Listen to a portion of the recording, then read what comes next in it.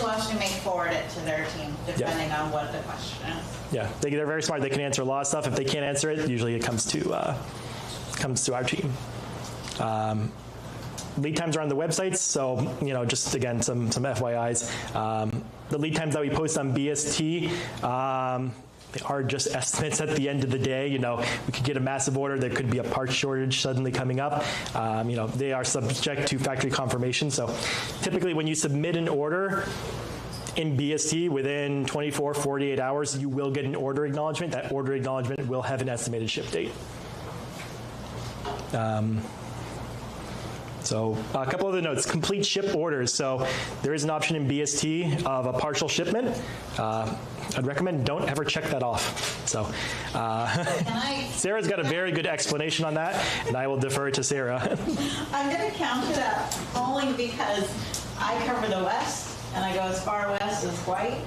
And we are on the farthest east side of the country, and it's a very long distance in a truck to get units over there. So in order to avoid damage in shipments, I do recommend my West Coast folks to have a complete shipment and try to get and reference a dedicated truck so that you limit on large projects the handling of your units from one truck to another, and they get damaged, and then they just have to get claim submitted, and we have to remake those units. And we have to wait again. So I recommend doing that. The caveat on that is that there will be a time, if you see, we did the tour, the warehouse is not very large. They don't like me to say that because then I'm using up their space.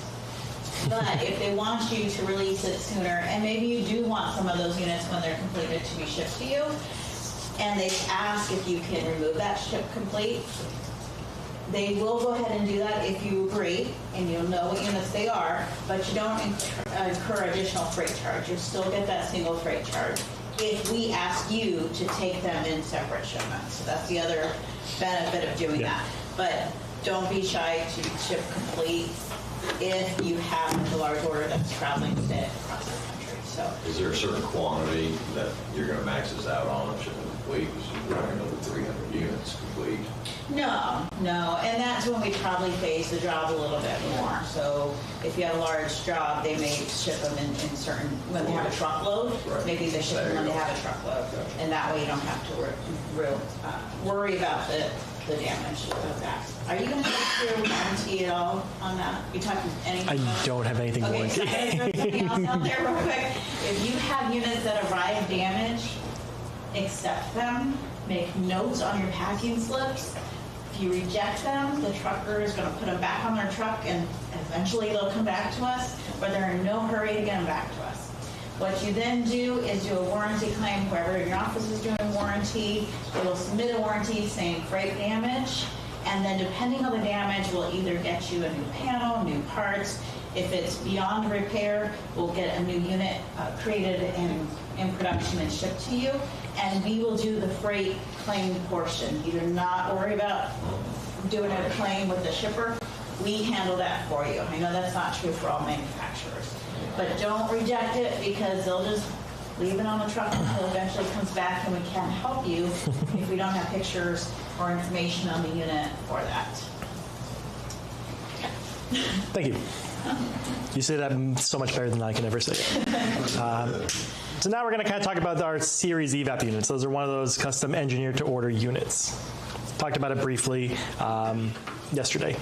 So we've actually standardized 28 code strings over 6 different models. So that goes anywhere from the EC 151 all the way up through the EC 300 will have those series evaps. So when I say standardized, they're still engineered to order, but we've just taken out that 6 to 8 week lead time, and we've done that over the past year plus. We've, did that with the factory. So we've taken that lead time away. So essentially you could get one of these custom engineered to order EC series evap units for 100% outside air at the same standard lead time you would as a regular unit. So that actually probably beats most of the competition. Being able to do one of these in 10 weeks is really amazing. So again, they're custom engineered units. They provide better ventilation air, better dehumidification performance, while still having very high static pressures, 1.5 to 2 inches of static pressure for most of these. while delivering, a neutral air at 70, 72 degrees. So they're really ideal for high humidity, high outside air applications. George can attest to this. We've been doing this in South Florida for 15 years, 20 years. So if anyone questions whether these, can actually do what we say they do, they've been working in, Miami, Fort Lauderdale for, 20 plus years. And really, so we achieve this by doing a couple different things. First, we slow down the CFM. So we take normally 400 CFM per ton, and we ramp that back actually all the way down to about 170, 180 CFM per ton. And then we run that through a series evap. So we take the normally parallel evap coils on our ECs, one behind the other, as you can see in this picture. So an example of a 30-ton unit, 5,400 CFM, where normally that's a 30-ton unit. Normally you're up about 12,000 CFM. We bring that all the way down to 5,000, 5,400 CFM. Gets you around that 175, 180 CFM per ton. So if we're 105.78, I'm probably going to be discharging more like 56. You might be a little higher, but all these, it depends. We do run custom selections to make sure we get that. We try to target, as you can see here, we run through 2 coils. So in this case, we're taking 95 degrees, dry bulb, 75 wet bulb, South Florida conditions. After the first coil, we're roughly 67 degrees, and really we're looking for 55 degrees off that second coil to really remove a lot of that extra humidity. So we really condition the air by doing it through that series evap coil. So we would just have to model some selections and see, where we end up. You guys do where you actually get more rows? No, we just take the same, 2 that are in a normal EC and then just put, one behind the other.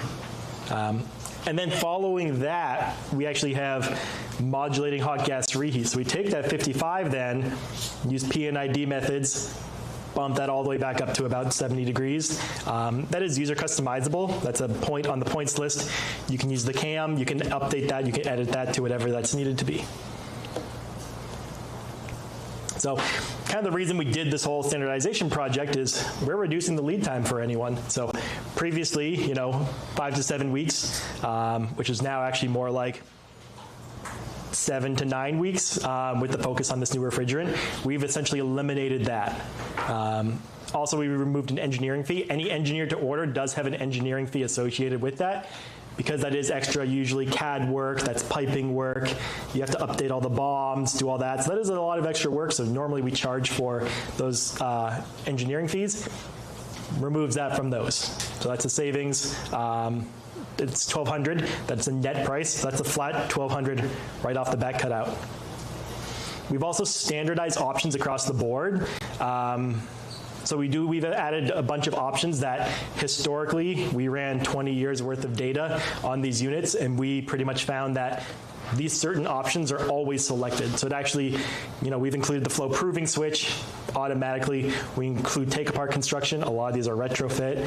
So we have a lot of good standard features involved in those. And it keeps a consistent product across the board. And then flexibility. So because we have VFDs on all of these units, you can actually ramp up the CFM up and down, so we can cover actually quite a bit of range of CFM and static pressures. So an example here of what we did. So we have 14 configurations. These are -3 and -4 voltages. We have 14 configurations for each of those voltages, because we do also have some horizontal units. The horizontal units are parallel evap, so those still have the 2 side-by-sides. There's just not enough room in the horizontals to put 2 of those coils back to back. But pretty much these configurations covered 94% of all the units ordered going back to 2019. So out of 49 units that were ordered, 46 of them fall within the standardization, so 94%. Some standard options that were included, so obviously all extended range, modulating hot gas reheat. We have the hot gas bypass. Hot gas bypass is on there to protect the coil from freezing, protect you from slugging the compressor if you are turning that air down. Maybe this unit goes into a VAV type system, some VAV boxes. You might be turning that CFM down, so the hot gas bypass protects you from that. We have our DDC. Our DDC kind of controls everything on it. So it senses the outside air temperature, it stages the compressors, it also controls the VFD, so you could put a duct static pressure sensor on there. Now you could do a VAV type system. It ramps that CFM up and down based off of the duct static pressure there. 2-inch four-sided filter racks, phase monitor, differential pressure switch, and the compressor blanket. Some options that weren't included, really just looking back historically, we didn't include a coated air coil, Cooper nickel coil, or dual point power. So as far as how this would work for you guys, so you would select up the unit as close as in BST, so select certain options like inverter duty motor, some of the options, and again, send it in for that engineering review. It comes to us. We might run a selection for you guys. We'll add in pricing and get that back to you as quickly as possible. And we do verify that all the correct, sensors, controls, everything are on those units before we send it back to you guys. So any questions on that kind of engineered to order product? So for something that's not standard, you show the fee. If it's the same unit that you want 100 of them, is it one fee or is it? So the engineering fee is charged per unique code string. So it's that 40-digit code string. So every time you have a new 40-digit code string, say you want a bunch of marine units, every one, so if you have one that's left return, one that's right return, that is 2 unique code strings. So that's how that works. And did you show them how to submit it in BST? If we have time, I can do that. Okay. But again, it's you go on the quote worksheet, you scroll all the way down to the bottom. It's the bottom left corner. It's a big blue button. Really can't miss it. We have new folks to BST, so that's why. Yeah. So now, if there's no more questions on that, we're going to jump into DDC and controls. So an overview. This is all of the DDC related pretty much all the accessories aside from a couple different sensors we offer. So starting in the middle, we have our DDC controllers. This is the board that'll be factory installed on the units. We have the 5600, the 5830, and the 6126. The 5600 will be on the CL, the CF, the CP, the console units, the water-to-water, and the splits. The 5830, and really the only difference between the 5830 and the 5600, the 5830 has 3 analog outputs. Other than that, they actually have the same points list. They're pretty much exactly the same in functionality. It's just those 3 extra analog outputs. So the 5830 will be on all of our EC units and the MC360. The 6126, that's on the MC480, 600, and the 720. Reasoning behind that is the 480, 600, and the 720 have 4 compressors. So those extra outputs that are needed, we ran out of outputs on the other 2 boards. So really we had to bump up to that next size board, which is why it's only available on those. All the way to the right side, we have our zone sensors. We kind of have 4 different models of the zone sensors. So going kind of left to right, top to bottom. We have the top one. I kind of call it the brick. Of course, now it doesn't want to come off. I can pass this around. So that, it just provides either temperature or temperature and humidity sensing. There is no adjustment. There's no screen. There's no slide bar. So I want to put that in a space where you don't want people touching the temperature. The next one up from that is the one to the right of that, which has temperature sensing, and it has a little slide bar on it. I believe that slide bar all the way up at the top would be +2, all the way down at the bottom is -2 degrees off of what you set as the set point for that. Again, no screen, no real adjustment on that. You can't see alarms through that. Bottom left corner is the zone sensor push. So this is where you start adding in, now you have an LCD screen. You have the plus or minus. You have the information button that you can see the errors on it. So now you're kind of getting into a little more intricate. So you can get those in temperature, temperature and humidity, or temperature, humidity, and CO2. I'd only advise get the CO2 if you're going to be hooking up a damper to it or need to report CO2 values, because there is a significant price increase adding on that CO2 option. And then at the bottom right is the zone sensor manager. So again, we can do temperature, temperature and humidity, or temperature, humidity, and CO2. And the real difference on that one is it gives the changeover button. So you can change it from heating or cooling, and it gives you the fan only button. So you can actually run the unit on fan only mode. All the way to the left side is our two different HMIs, our Control M and our Control M Plus. You can see it here on my little setup here. This is used to change any of the parameters on the DDC software. So the software for the DDC actually lives on the board, and that just reads what's on the board and translates it to something that's viewable, adjustable, readable. So again, we offer the M and the M Plus. I will have a slide coming up showing the difference between those two. Can you still use the app for this with the connector?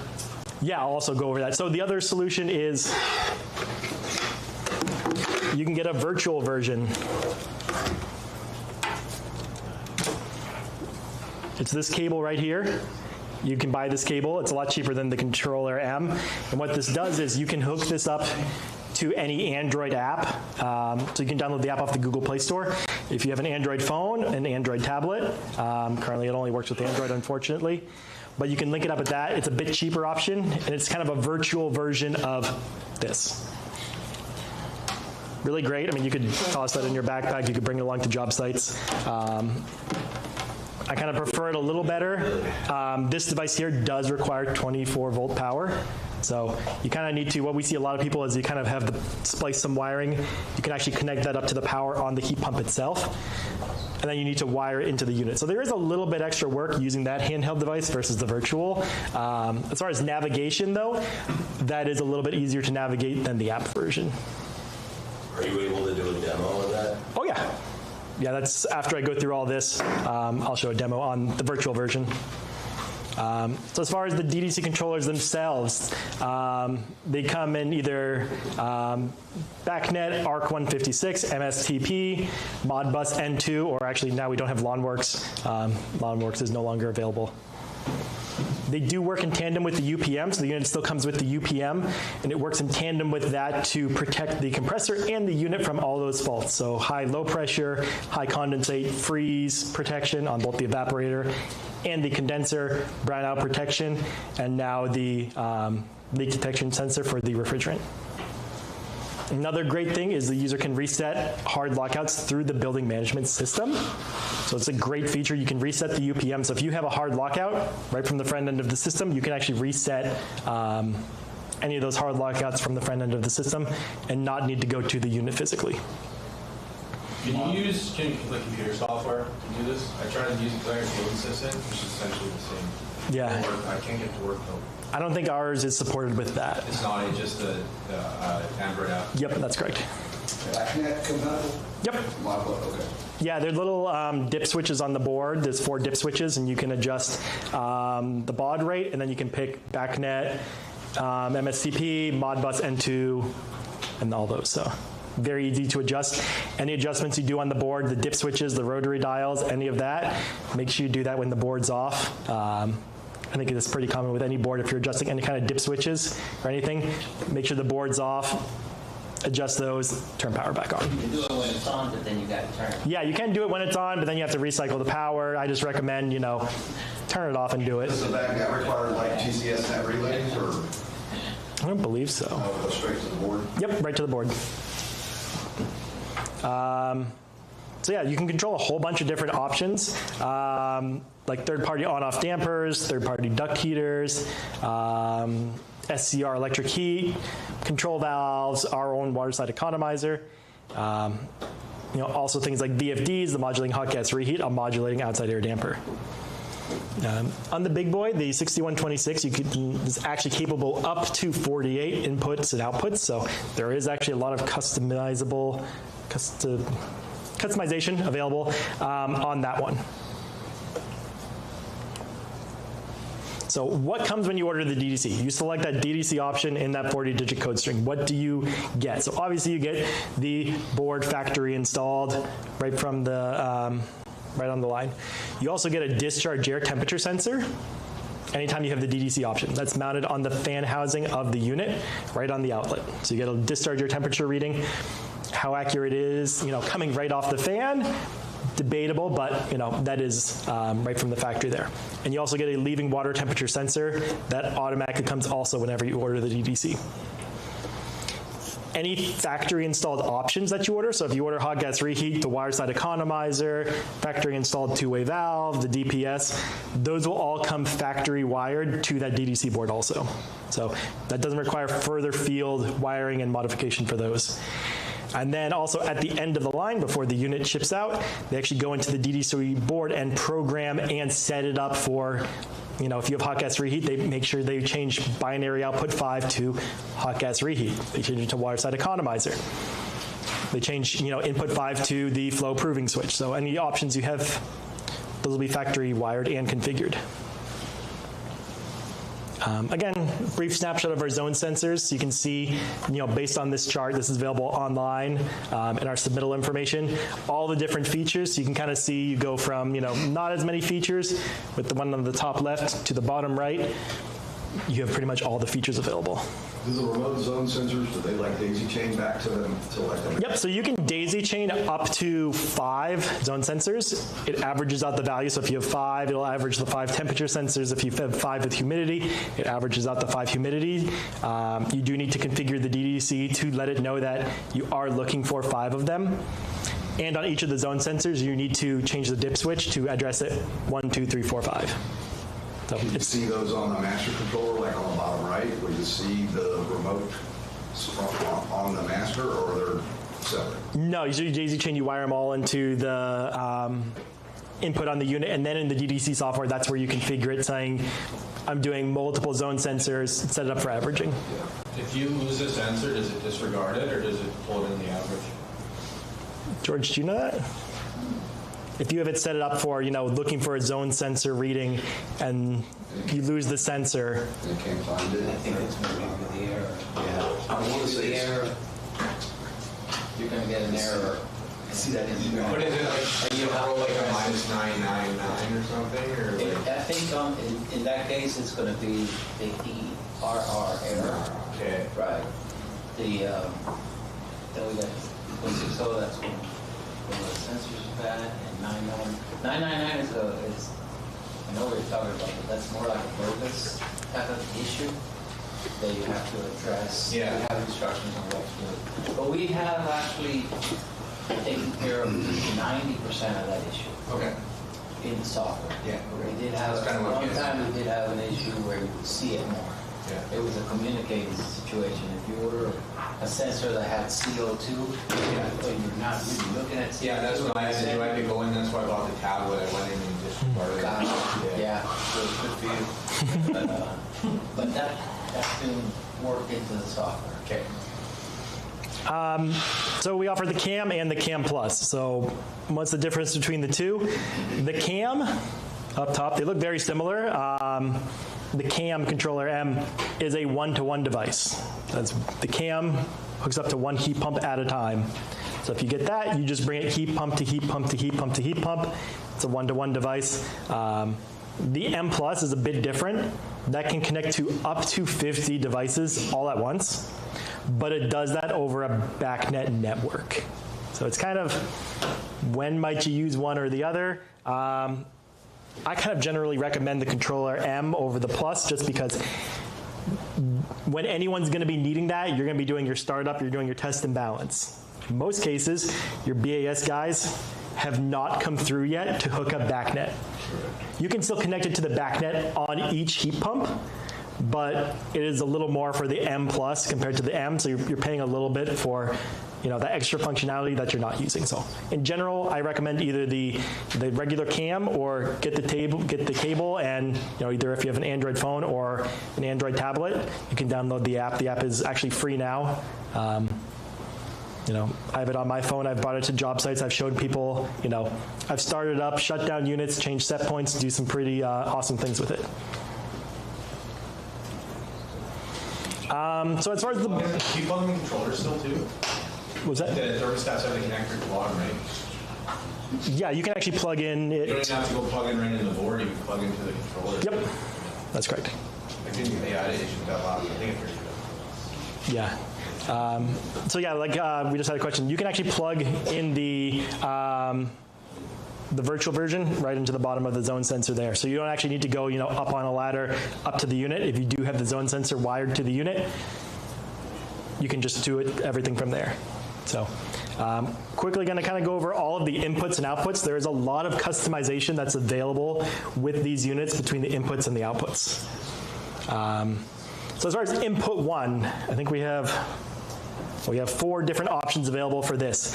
You can have a digital input enable that essentially could be like a room occupancy sensor. So someone walks in a room, unit turns on, someone leaves the room, unit turns off. Pretty simple. Actually, unit will turn off 10 minutes after the person leaves the room. But that is user adjustable. You can wire a humidity sensor. So that'd be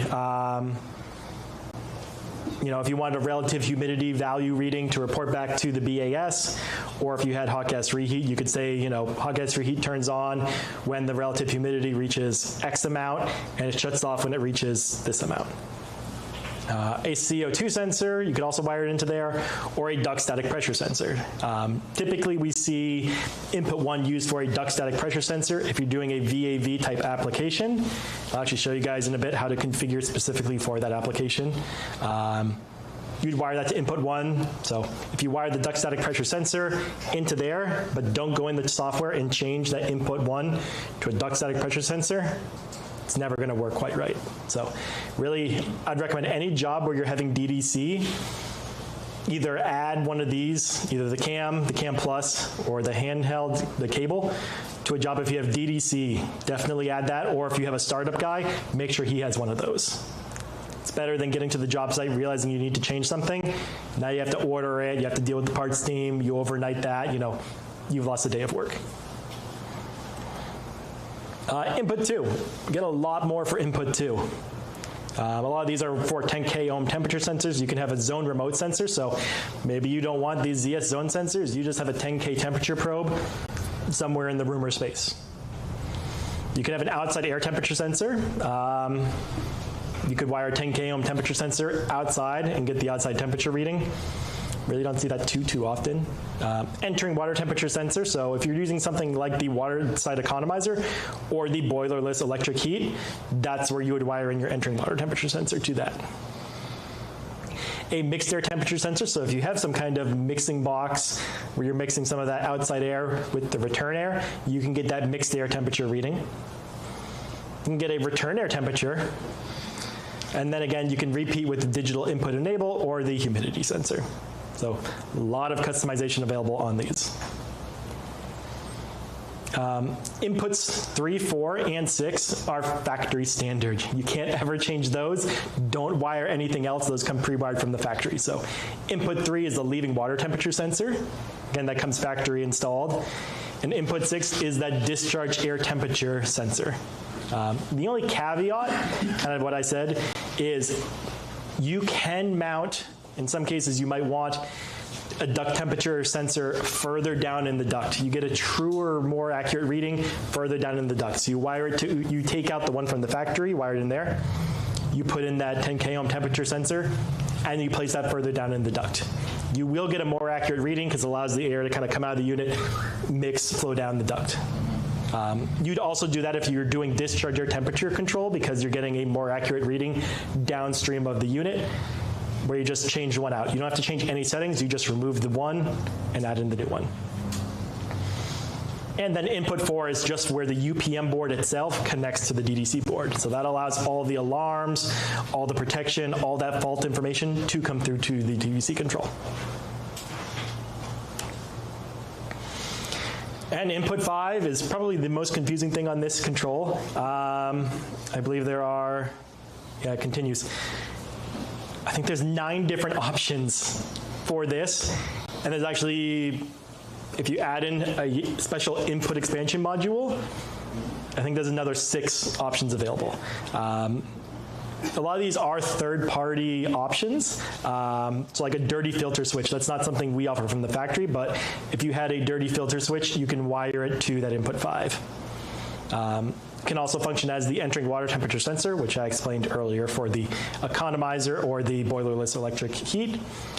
the differential pressure switch. So if you do get that flow proving switch, again, we love to just, say it's amazing, spec lock, that would wire from the factory into that input 5. You could wire a secondary drain pan. So if you have a secondary drain pan, some horizontal units, some people like to put another drain pan under the unit itself. They'll have a float switch in there as well. That can wire to this input 5. You can wire also to this a fan status switch. What you were talking about yesterday. We call it fan proving. So what that does is you could wire a current transducer hooked up to the fan to that. And what that does is it creates a feedback loop where... I don't like that though.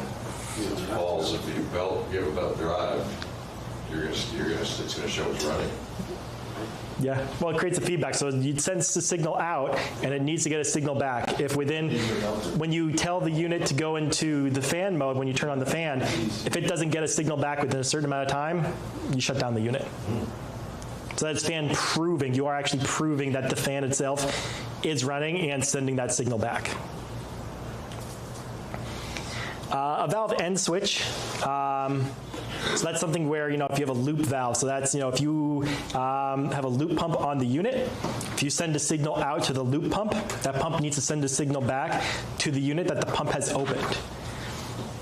Handy in some cases, so that way the pump truly has opened, because obviously you don't want the unit running without any water through it. If you don't have the DPS, you're going to trip off the unit. You can wire a damper end switch, so if you have an outside air damper on the unit, again, it creates that feedback loop of sends a signal, is the damper open? Yes, it is. Unit can run. If you send a signal out, open the damper, nothing comes back, unit shuts off after, I believe, 30 seconds. A smoke detector switch. So if there is a third-party installed smoke detector switch, you can wire it to this point. Essentially, if there is a smoke event happening, you can shut down the unit. Unit's operation is actually ceased 5 seconds after it detects that contact closure. Pump slip status switch, again, verifying that the pumps are on. And then you can just wire, a boring after all those, a mixed air temperature sensor. We do have an option, so obviously there's 9 different options there. There are a lot of those you might want, multiple of them. So we do offer the input expansion module. It's a little small board that gets wired to the DDC board on that input 5. And now you can actually select multiple of these. So there is actually 7 different combinations of these. These are kind of the more popular ones. You could do a dirty filter switch. The middle one's always going to be a fan status switch. And so you could do dirty filter, fan status, differential pressure switch. So 7 of these options available. You again would configure these with the controller M. So any options on inputs? I know that was a lot and very technical. This is also all in the IOM. So, if you look at the IOM for the DDC, this is all explained in there as well. Okay. So I think when you said that we had taken a lot of those ETOs and condensed them, right? So some of them already come automatically with DPS. So you get DDC and it comes with DPS, then you add one of these other options. Does the expander card, do you have to choose it? Or Yeah, you would need to order the expansion. the customer needs to be able to, okay. Yep. To be able to do it. Yep. And you could order that after the fact too if it gets on site and you're like, oh, No, we don't. yeah, but it is available. It's very easy to install and wire. Okay. So going to outputs, there are 5 different outputs. 3 of them are automatically reserved, and potentially 4 if you have an EC unit. Binary output 1, always going to be the fan. Binary output 2, always the reversing valve. If you have a cooling only unit, this output's disabled, it's just not used. Binary output 3 is compressor stage 1. So all of our units have at least 1 compressor, so this will always be used for compressor stage 1. Binary output 4 is either compressor stage 2 if you do have a 2-stage compressor unit. So that'd be an EC, the MC360. If you have that second compressor, that automatically eats up that point. If you don't, if you have like a CL, then you would have hot gas reheat wired there, a fresh air damper, or auxiliary heating stage 1. So you can have one of those options. Binary output 5 is typically always open because we don't have any 3-stage compressors. So again, you can do hot gas reheat, you can do the fresh air damper, auxiliary heat, boilerless control, the water side economizer, or controlling a 2-way valve to open. So again, a lot of customization on that binary output 5. And then if you have the 5830, you have the 3 analog outputs. So analog output 1 that has 2 different options you can choose. VFD being the most common one. If you order that VFD factory installed on the unit, that will come factory wired to analog output 1, right from the get-go. It also has an option for SCR electric heat. Not really super common, but that's where it would land if you have that. Essentially, it's modulating electric heat. Analog output 2 is only available for modulating hot gas reheat. So if you have modulating hot gas reheat, always going to be wired from the factory for analog output 2. And then analog output 3 has an option for either modulating hot gas reheat or a modulating outside air damper. So any questions on all those inputs and outputs? I know it's kind of a lot to go through. So I'm going to cover 3 different of the more common applications, kind of show you what you might want to order with those, some logic behind that, and how to configure that within the software. So I have screenshots for how to configure it with the CAM, and then I can show you guys actually with the real version how to do that.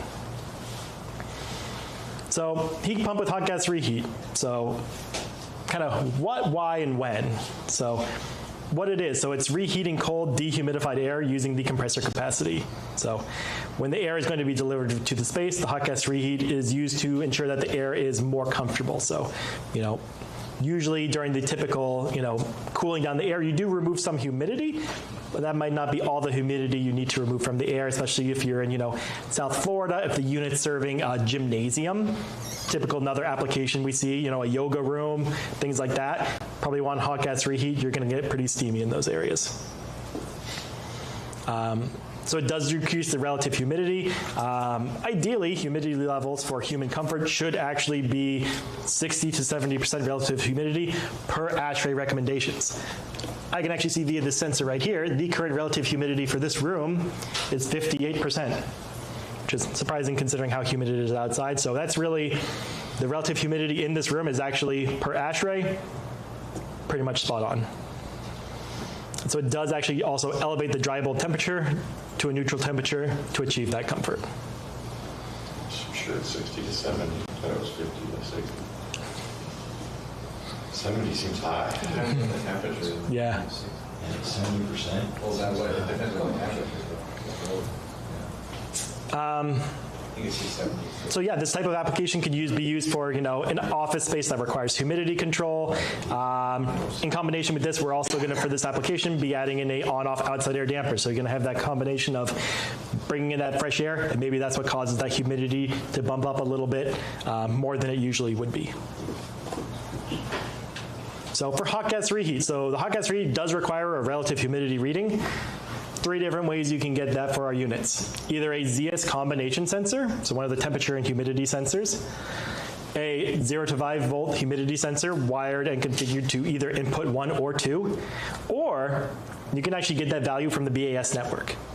So sometimes you might have a humidity sensor in the space that broadcasts directly to the BAS system. The BAS system can then transmit that to the unit and say, hey, your relative humidity in that space is X value, you have it set to 60, turn on your hot gas reheat. So the default relative humidity set point in the software is 55 degrees. So if you just start up a unit with DDC, never touch anything, you're going to be 55% relative humidity. So based on that, if this was actually a full heat pump, you'd have hot gas reheat running right now. That value can be adjusted between 20 and 90%. So as far as that value, you can change it using the CAM, the virtual or the handheld. If you have a ZS manager sensor, so that was the bottom right corner, the one with all the bells and whistles, you can actually also edit that relative humidity value with that. Or over the BAS network, that is a writable point. So right from the front end, the guy can change that value from the front end. Some people do like to configure the software after everything's all done. They can just go through and write, select all your heat pumps, change all the relative humidity values. So they can do that from the front end. And how it works, like a lot of units, I think, in the field for any kind of dehumidification, once the cooling set point has been met, if the relative humidity is above the set point, it'll turn on the hot gas reheat. So that's pretty much, I think, industry standard about that. And it'll run until either the humidity in the space has dropped below that or reached that set point, or if there's another call for heating or cooling. So heating or cooling will always take precedence over that hot gas reheat. So if you have hot gas reheat going and the room gets too hot, you'll stop hot gas reheat and go back in cooling mode.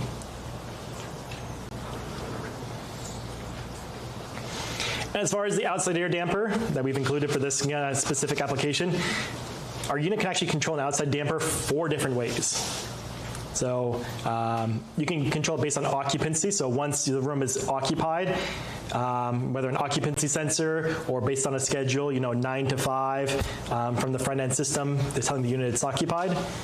Damper will open 10 seconds after it gets occupied. It closes 2 minutes after the unit leaves occupied mode.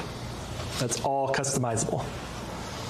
Fan operation, so you can run it on the fan operation. So the damper will open 10 seconds after the fan is energized. So fan turns on, 10 seconds after, your damper opens. It'll then close 2 minutes after the fan's de-energized and remains off. You can also do it based on CO2 levels. So if you have one of those zone sensors that says CO2, this also says CO2, we're at 1378 parts per million.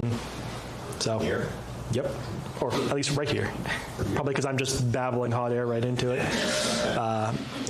Default is 1,000 ppm. So again, if this was connected up to a damper, we're at 1381. It's going to say, you know what?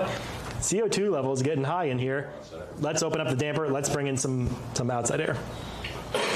And then air economizer, it works on a mixing level. On the CO2 levels, it says adjustable or configurable on that. Is there a max threshold, like 2,000, 2,500? I would imagine there probably is. I don't know what it is off the top of my head.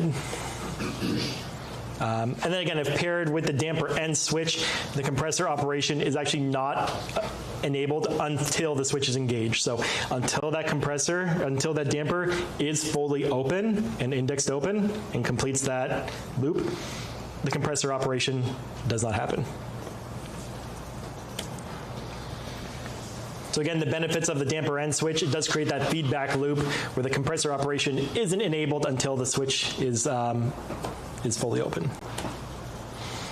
As far as how to wire this in the field, really it's not a whole lot of wiring. You're just going to be wiring in that third-party outside air damper to binary output 5. And for this case, we've also included that damper end switch that will wire to input 5. We're going to hook up our ZS sensor with temperature, humidity, and CO2 because we have the hot gas reheat, and say we want to run it on CO2 level.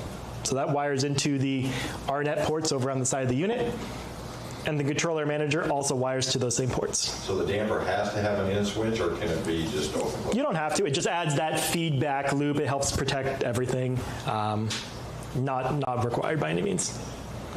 And then if you have the virtual version, that actually wires up cable, connects right up here.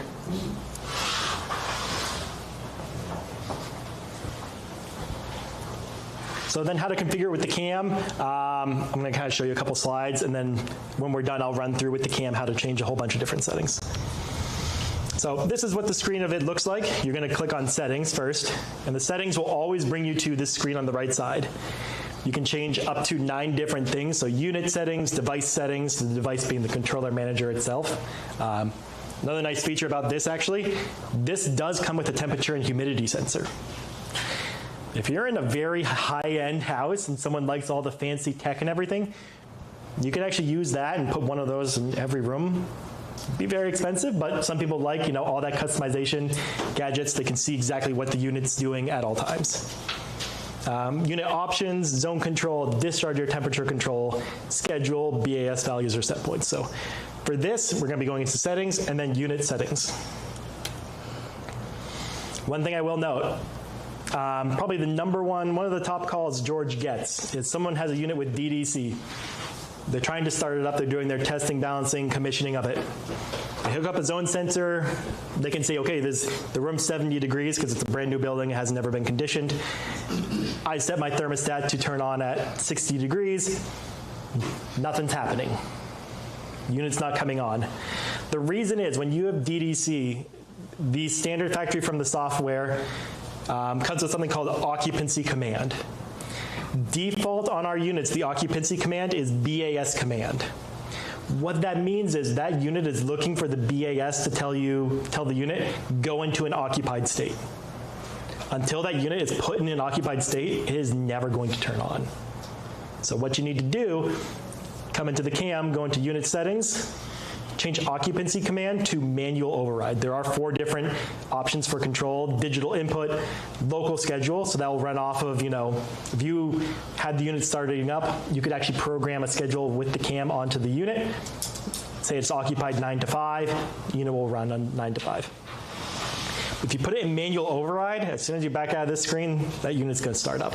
So I believe that's right, George. That's one of the top calls you get, people with DDC. So. Building management staff completed yet. Yeah. But the guy wants to start. So really that's probably like, if you're going to take anything from anything I'm telling you, that occupancy command is probably the biggest thing that trips people up. We are trying to, figure out ways around that, but, for now, that is one thing you'll need to remember to do. But if we're not on the phone at that time, or if it happens to be on Saturday, some places people will be working night or weekends, then the guy gets there. Yes. Screaming at the so I haven't even looked at my answer. Yeah. We do recommend you want to, after you're done, your startup and your commissioning, change it back to BAS command. Otherwise, once the BAS is hooked up, the unit is just going to be always in an occupied state.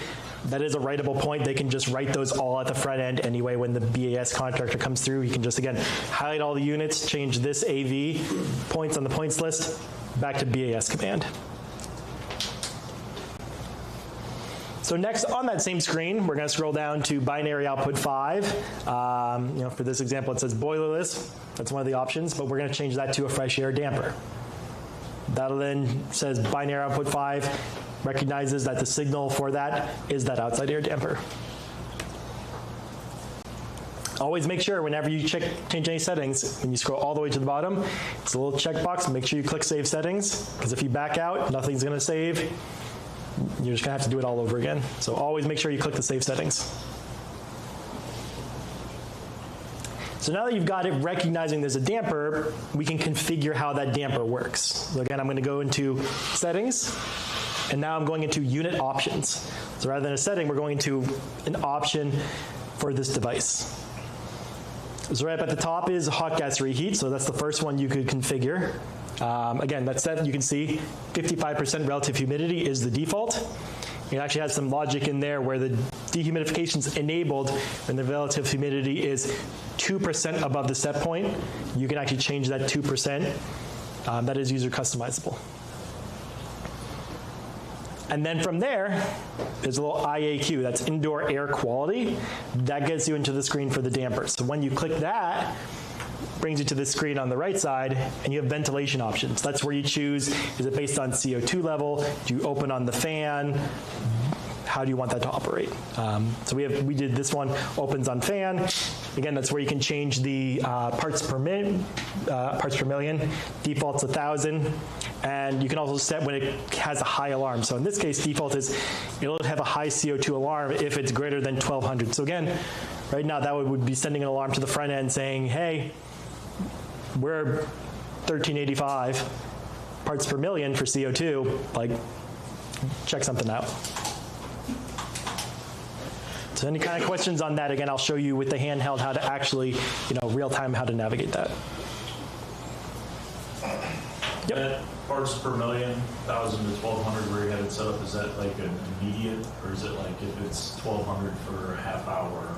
It's immediate, I think. Once you hit 1,200, and that's user customizable. So like by this logic, it said, okay, the damper should have opened at 1,000, but you got all the way up to 1,200. maybe your damper's not actually open. Gotcha. So the second case we're going to go over is a water side economizer with a flow proving switch. So, fairly common application. So this might be an application with the water side economizer where there's a lower entering water temperature, say 50 degrees in this case, where you can provide the free cooling without the use of the compressor. So you're running on fan-only operation. You're not using the power of the compressor. And then again, we're just beating it like a dead horse. That flow proving switch, again, beneficial for any kind of school, office type building. It doesn't require that manual reset at the UPM. So with the water side economizer, when you get that, a factory installed entering water temperature sensor will monitor the entering water temperature for the unit. With that, if the entering water temperature falls below 55 degrees, it's user customizable, it's default 55 degrees. So the unit's running 60-degree water most of the time, you have a water side economizer. For some reason that day, water's coming in at 53 degrees, boom, that's going to turn on the water side economizer. That'll energize a 3-way valve connected to binary output 5 and diverts the water rather than coming straight into the heat pump. It'll run now through the water side economizer coil first. So the unit will keep running in that economizer mode until the entering water temperature exceeds 58 degrees. So in this case, it's 3 degrees above that triggering value, and that's user customizable as well. And as far as the DPS, so the DPS, once you actually hook it up with the DDC, it actually kind of even more improves the functionality of that differential pressure switch. So again, it requires the flow through the unit in order to have compressor operation enabled. That is factory wired and installed to input 5. So if during a normal heating and cooling operation, they have no flow, the differential pressure switch will open and compressor operation will cease after 15 seconds. That also causes an alarm to be sent to the front-end system. They'll say, hey, there's no flow through the unit. Once the flow is returned, there is a 3-minute time delay until the compressors are allowed on. So that really means you're having flow fully through the unit. You're not just turning it on because the water's back through the unit. It allows full flow to develop through the unit. So say, there's a power outage, all the units come back on. You might have some intermittent water flow until you get that really good flow fully established, especially if you're on a higher floor. So field wiring for this one is almost none because that water side economizer and that flow proving switch are both factory installed, wired, and configured options. So really, we're just wiring our zone sensor and our cam up to the unit. As far as configured, Sorry. Yeah. Isn't there also free heating available on the water side? so that's the hot water coil. That's only 10 tons and up. Okay. So the reasoning behind that is if we change the way the air flow through the unit, so adding a hot water coil, we're changing how the unit operates and how the airflow flows through the unit. Because anything 10 tons and under is AHRI rated, that would require getting the unit re-rated. Factory just does not have enough capacity to be able to do that. So again, with the cam, we're going to come into unit settings.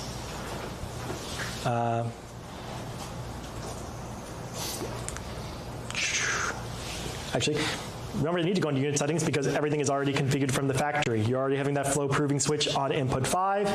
You're already having the water side economizer on binary output 5. Water side economizer, you can get to the unit options. And again, you can change that entering water temperature. Default's 55 degrees, and then you can change when it triggers off. So in this case, default is 55 degrees, and it's disabled when the entering water temperature is 3 degrees above the set point. So next, probably again, one of the more common ones is your VFD with a static pressure sensor. So this is your typical VAV, variable air volume unit. So might be cases where you have the CFM ramp up and down in response to a static pressure. You do program that static pressure sensor, static pressure into the unit, and you can ramp the VFD up and down to be able to adjust that CFM in response to that. So, see a lot of offices with, VAV reheat boxes downstream of the unit. Based on how many of those are shut off or turned on, you're going to be varying that airflow through the ducting.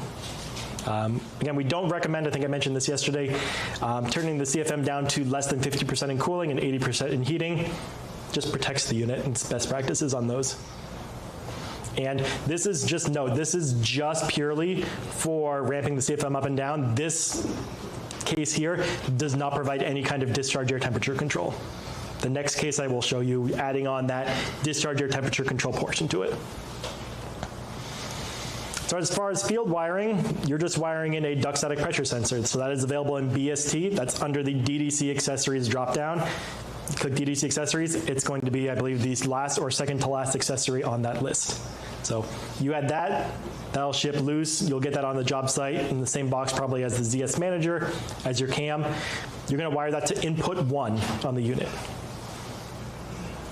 And then, same thing, wire the ZS Manager, wire the cam into the unit.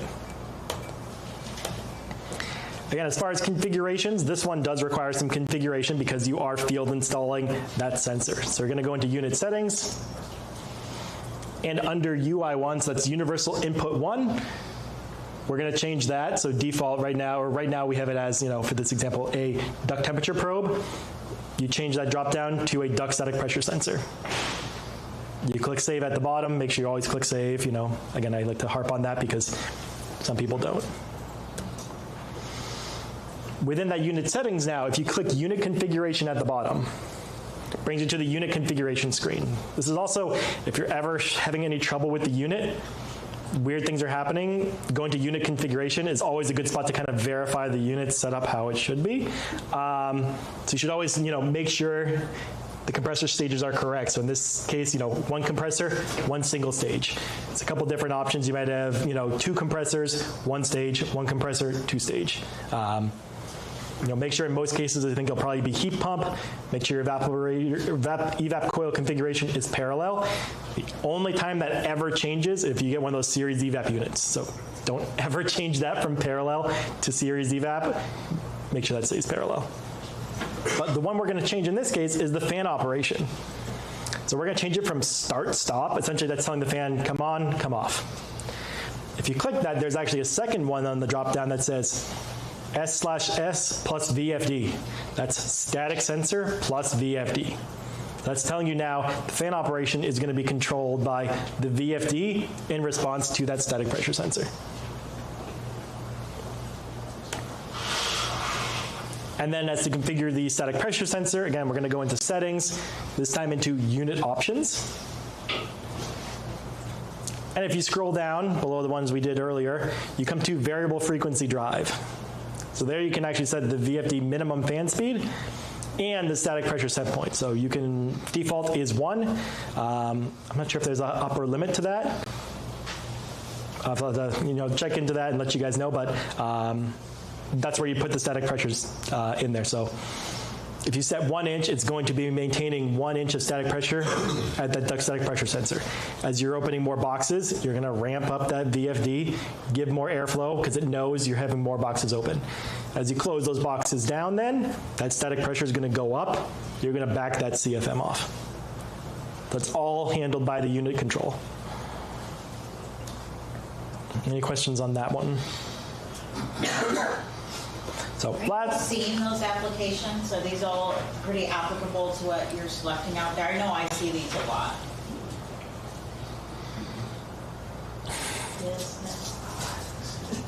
Okay. Last one is essentially everything I covered in that last one, but now we're adding in discharge air temperature control. This one we haven't had, and this one's my favorite. yes, and we've had some challenges, and now that we have it, it's a great application. There's a lot of applications out there where we can utilize this, so I'm really happy that you guys have made that more of a standard, right? Yeah, so this is cases where they want to maintain a precise leaving air temperature. There's a whole bunch of different reasons we see this. Some VAV boxes, they want a precise leaving air temperature coming into the VAV boxes so they can distribute that. That's also combined with the VAV, so we use the VFD and the static pressure sensor from before. We're seeing a lot of grow houses wanting to maintain a precise leaving air temperature. Marijuana is legal in a lot of places. A lot of grow houses like a very precise 70 degrees always going out. They don't want fluctuations in temperature. They just want, give us a precise temperature coming out. But you're not doing this with the hot gas reheat. Yep, we are. It's on off hot gas, was it? Nope, so we use modulating. Oh, you're going to use modulating. Yep. So very much like that 100% outside air unit, Yeah. we're just taking whatever's coming off the coil and reheating that with modulating reheat. We use P&ID methods. So we recommend, that's why we recommend the duct temperature probe further down in the ductwork, wired back into the unit. And based on PID methods, obviously the unit will start up. You'll be a little high, then you'll be a little low off that temperature, and you'll zero in. Once it gets that temperature, it's going to stay locked in at that precise temperature. That's customizable. You could enter that anywhere from, I've seen 55 degrees to 75 degrees. So a whole bunch of different customization on that. That's fairly new What? to us. Yeah, we just kind of recently in the last year discovered you can actually go way down to like 55 degrees. So you can maintain 55 degrees coming off the unit. So caveat to that is, as long as the temperature coming off the coil is lower than that reheat set point, we can reheat it up. We don't have a way to cool that back down. So if you have it leaving our temperature control set for 55 degrees, but based on your entering your temperature, your flow rate, your entering water temperature, you're coming out at 60, we can't bring that further down to 55. That'll just be at 60. So it's based on, when you run the beat performance in BST, you'll be able to see what the temperature off the coil is and kind of how that will act. So how far down the ductwork are you talking about? George, I'm sorry. how far down the ductwork would we recommend placing that temperature probe? We usually say about 4 feet, especially if you still have 2 blowers. Yeah. So that you can Y 4 feet from there. Yeah. So really it just requires the addition of 2 accessories. That much better discharge here. Yeah. Just last week I had to go on a job down in Miami, and we were using the one that's in the blower from the factory, but we just got better results with Yeah. the sensor. Yeah, especially useful. So the ECs, especially the ones with 2 blowers, you have 2 blowers coming out, so you have 2 ducts coming out, and you Y into one single duct. You want to make sure you put that probe where both those air streams mix. The one that comes from the factory is going to be on one blower coming out, one side of the evaporators. So yeah, it'll work. Yeah, seriously, it's a great application. We're seeing a lot more. Jeremy's not here, but in Jeremy's area, in the DC area, they're doing a lot of these VAV with leaving air temperature control. So again, how does it work? Kind of a slide showing, that reheated the 80, 67 AHRI conditions. Return air conditions it down. In this case, we're saying 55 degrees, whatever that product is based off of, all those conditions. And we're reheating that air up to, in this case, 72 degrees. Yeah, we heard you got your psychometric chart here. You'd be drying up the air a little lot, right? Isn't that I see a lot of where they try to maintain leaving air temperature. It's usually with a digital scroller or VST. Yeah, so that's kind of our solution because we don't have an inverter compressor. It is a more expensive solution, but it's probably a bit more robust. So this is our solution because we don't have that. Yeah. Yeah, I think you mentioned it, but I missed it. The compressors will be controlled by the discharge air temperature with PID. Yep. Yeah, so we actually are also staging the compressors based on the P and ID and that leaving air temperature. So on the 100% outside air, we do the return air. Yeah. Okay. So again, configuration with the cam, I'm just going to skip the parts because it goes over, that same VAV portion. But the big thing for the discharge air temperature control, when you go into the unit settings, right below that BAS command part is compressor control. Default is zone control, so default from the factory is controlling the compressors based off of the ZS zone sensor. You want to change that to the one right below that. It's called discharge air temperature control. You click save, that actually brings up, if you don't have discharge air temperature control there, that DAT control box on the left side doesn't exist. The screen is going to be blank. I'll show you guys in just a second. Once you change that to DAT control, that zone control box disappears. So it doesn't allow you to configure things if you don't have it selected. And then once you do have that DAT control pop up, you can click on that, and you can actually then, adjust that set point. I think default says here is 65. You can adjust that to whatever value you want for that leaving air temperature control. So any questions before I kind of go into the live demonstration? I know it's a lot, probably very technical, so.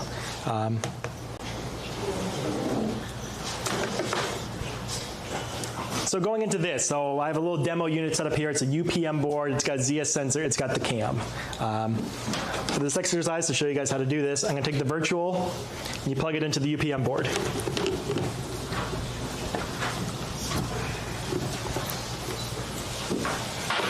So typically this cable here comes with a just standard USB outlet here. So you will need some kind of converter to convert that to, typically most devices have a USB-C these days for Android. So I just have this little converter here. And then I have my phone. So I'm actually going to adjust that and control this with my Android phone.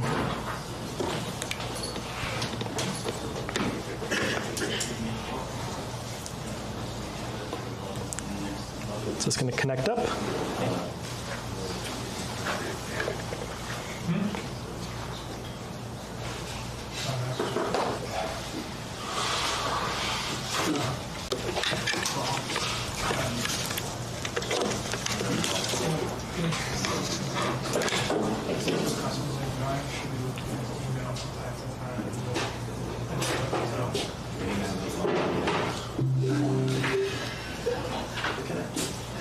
So this is what it looks like, the virtual version. The handheld looks very, very similar.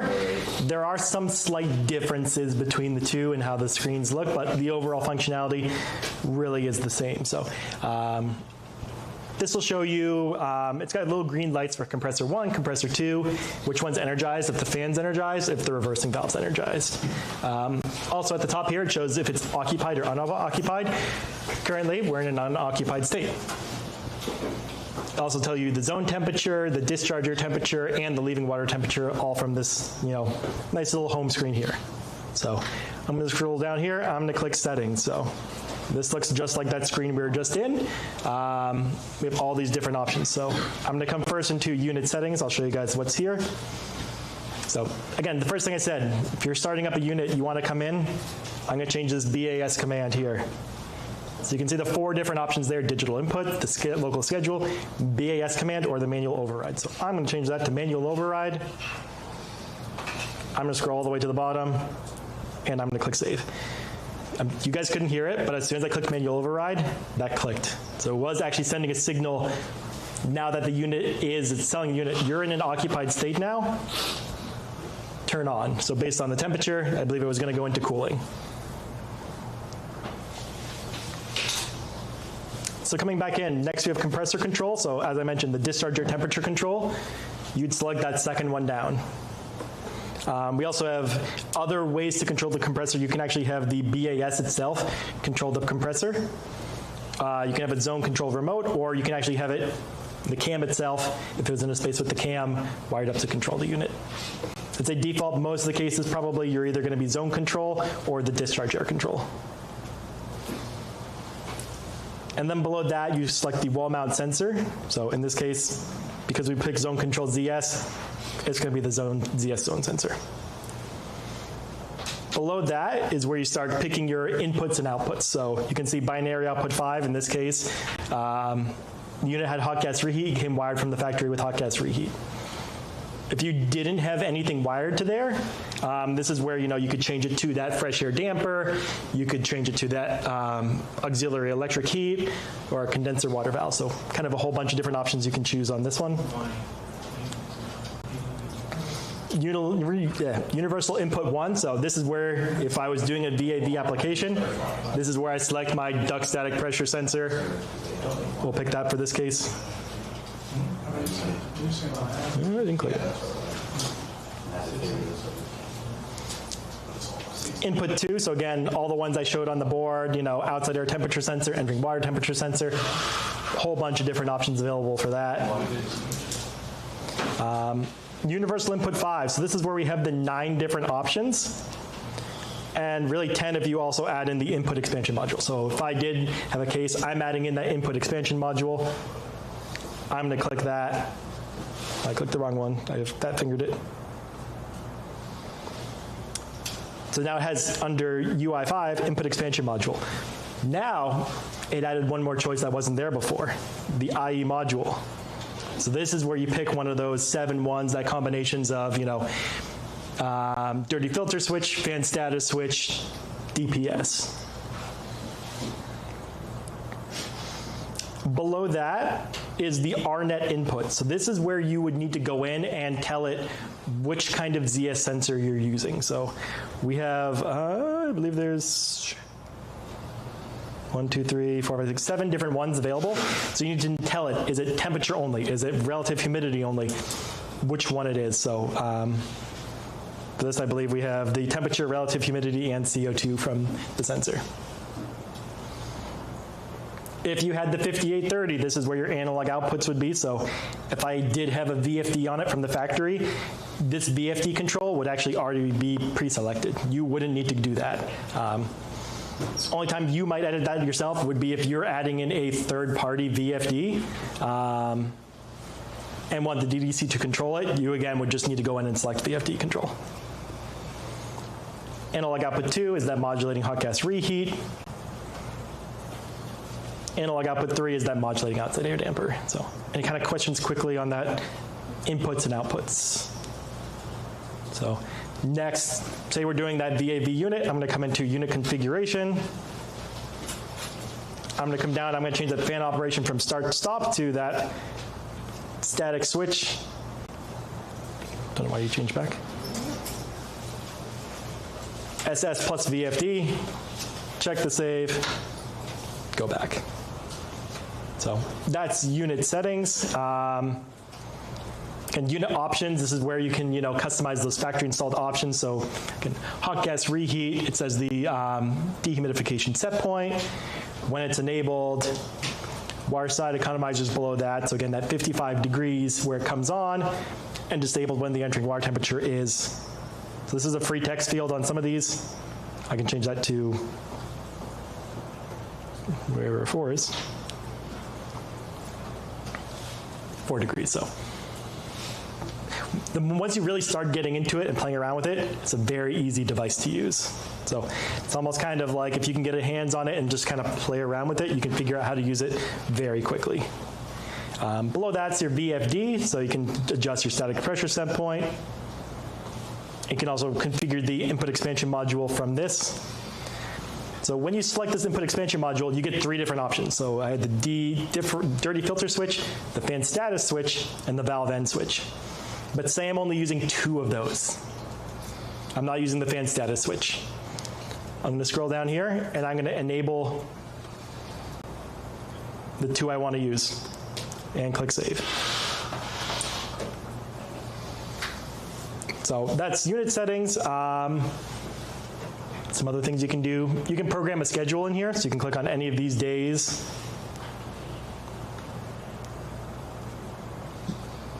You can adjust the schedule. You can add schedules here. You can name schedules. Pretty handy to use. Probably not often in most cases. If you're using DDC, you're probably hooked up to a front-end system that's telling it, the schedule's already built into that front-end system.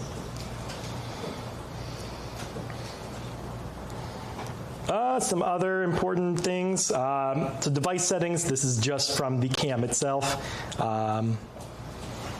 You can see we're doing BACnet MSTP. One thing you might need to change is the device instance. So here you can say automatically it auto-generates a device instance, which is this number over here. You can use that, or if you want to rename it, they have some kind of naming convention on the job site itself, you can adjust that device instance.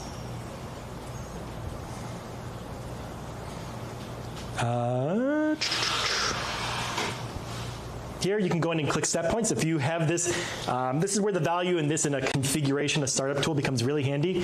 So you can actually see all your set points. You can see your occupied heating set point, your unoccupied, your cooling occupied and unoccupied, your dehumidification set point. It's a one-stop shop to see all the different set points. Rather than going through all those different screens and adjusting things, right from here you get a snapshot of everything from one screen.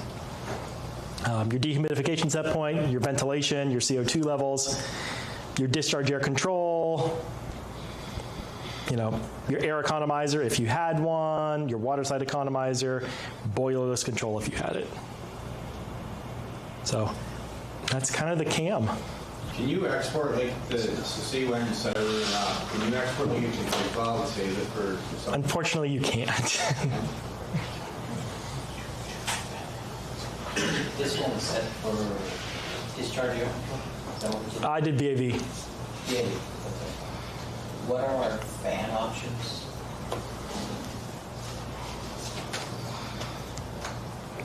So the fan operation is either start, stop, so like fan comes on, fan comes off, or with that static pressure sensor and the VFD. This is where, again, as I mentioned, you can also verify that the compressor stages is correct. We have one compressor, one stage. That's your CL. Two compressors, two stages. That's your ECs. One compressor's two stage. That's your CF and your CP. That's really cool. It's very similar to some of the VRF stuff. Yeah. So I guess any other questions on the CAM? So, yeah, I think we'll take a quick 5-minute break and we'll come back in a couple minutes. If anyone wants to come up and see this or play around with this, feel free to.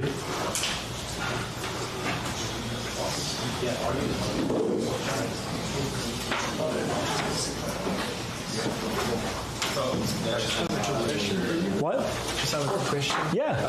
The PowerPoint where you talk about all the pieces. Is it possible to have this? Yeah, I think we're going to be able to give some of that out. We'll be dispersing all the PowerPoints and all the training stuff. And do you have a startup PowerPoint? So what? A startup PowerPoint? When you we kind of do. We got a checklist. Yeah. check, okay. See if it's possible. Maybe Yeah.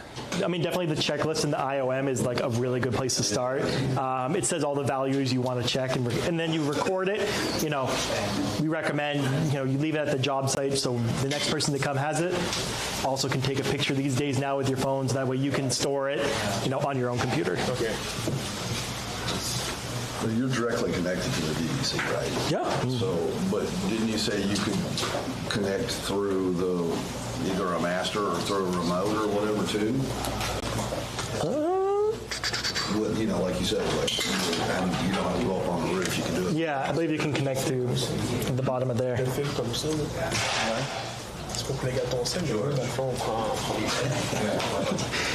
This whole thing falls off if I tilt it forward. The screws were just screwed into plastic on the other side, so I need to where do I take this off? Well, we're probably not broadcasting right now. No, you said you. Yeah, I bring this along to job sites if I have to go to a job site. Yeah. And I know they have DVC. I got the same thing. I bring this along. I have an Android phone. It's RS. What is it? RS 480 or RS? Yeah. So I've been to job sites and they're like, oh, we can't get the unit running, and I can change the set point. I've been on my phone and been like, okay, change the set point.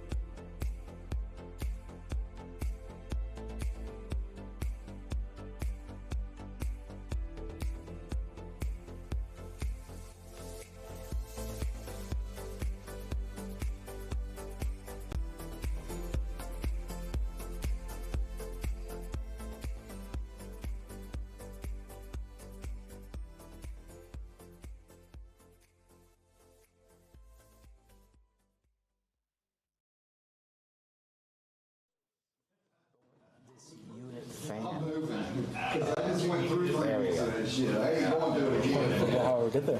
Yeah, exactly. And so what William's been telling me back from Northridge is that he used to be able to choose his fan command status and his fan mode.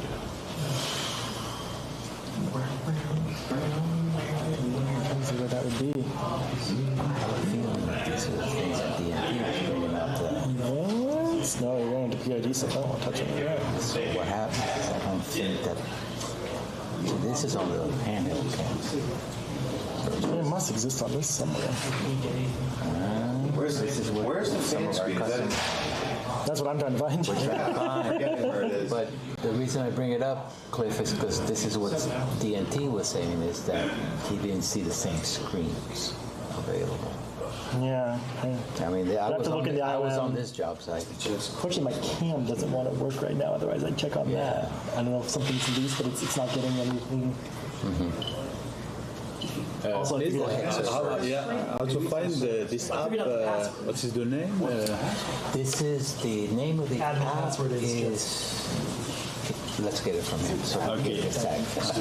Yeah, because we don't. Actually, no. I'm gonna get to. It's owned by OEM Controls. Okay. The people that make that controller for us, and they're the ones that own the app. I think it's like $29 or $30 for the app. Okay.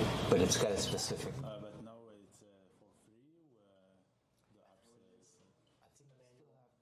I think they still have to buy it. Yeah. It says it in the IOM. Hey Matt, what's the actual name of the app again? Equipment Touch. And they do have to purchase it, correct? I got it free. It's free now. Oh, excellent. Which is amazing, yeah. Yeah,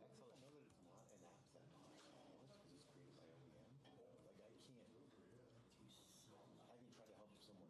If they have problems with the app, the screens, we have support. I'm gonna try getting into the admin level controls and see maybe if it's in the or the factory level controls. So they could be going deep into it. I see what you're saying. Well, maybe it doesn't show up. That's one? Yep. Okay. Thank you. Yeah. All right. Appreciate it. I had to yes. Safe route. And it